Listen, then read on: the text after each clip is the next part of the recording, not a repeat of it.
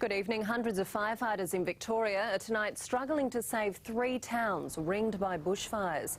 At least 6 homes and properties have been destroyed in Gippsland, with temperatures soaring past 45 degrees. Yes, the fires are suspicious. There is no question about that whatsoever. In Melbourne, a mass blackout has paralysed huge areas of the city and suburbs tonight. At least 600,000 homes lost power. Commuters were stuck inside trains, traffic lights didn't work and rail boom gates were stuck down. It was due to a fault in a major transmission line, but all brought on by a surge in demand for electricity because of the continuing heat wave in Australia's southeast. In South Australia, there were 18 sudden deaths, but the ambulance service couldn't directly link them to the hot weather. Health professionals don't always get to these. We get called to these and they have died prior to our arrival, and so we don't get to the patient. So I can't put a finger on that at all. Briefly in other news, a teenage driver who crashed his car at high speed and killed 4 of his friends has been sentenced to 4 years in jail but could be out in just 2. The accident happened south of Byron Bay in 2006.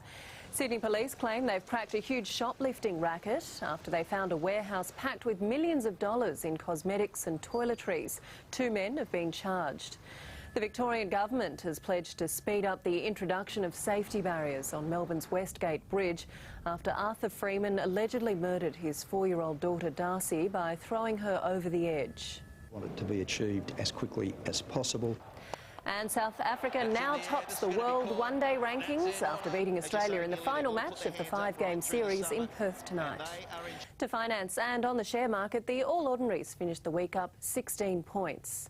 And with the very latest on London and European markets, we're joined by James Hughes. Hello James, how's the week finishing up there for you? Well, Wendy, we are seeing a little bit of a quiet day here in Europe so far. The FTSE's up just around 11 points or so. The DAX is up only 9 and the CAC is up only 9 as well. So a little bit of a quiet one. But we are waiting for these key US GDP figures out of the US at 1:30. They're going to be the key ones which could really move European markets so far today. And they are looking like we are looking for the US markets to open slightly higher at the moment, but only by around 10 or 20 points or so. So it could be a pretty quiet session until we get those GDP figures. Back to you. Thanks, James. To Saturday's weather now, and fine for most capitals tomorrow. Adelaide can expect 40 degrees, but the chance of storms, and a slightly cooler day for Melbourne. And that's all the news for now. I'm Wendy Kingston. Have a great weekend.